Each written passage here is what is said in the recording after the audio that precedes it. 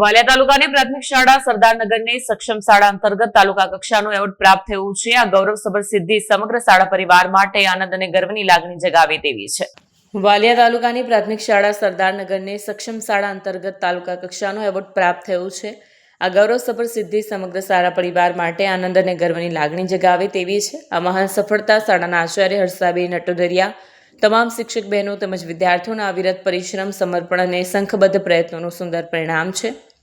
તારીખ 26 જાન્યુઆરી પ્રજાસત્તાક દિવસના પાવન અવસરે વાલિયા તાલુકાના ધ્વજવંદન કાર્યક્રમ દરમિયાન આ સન્માન આપવામાં આવ્યું।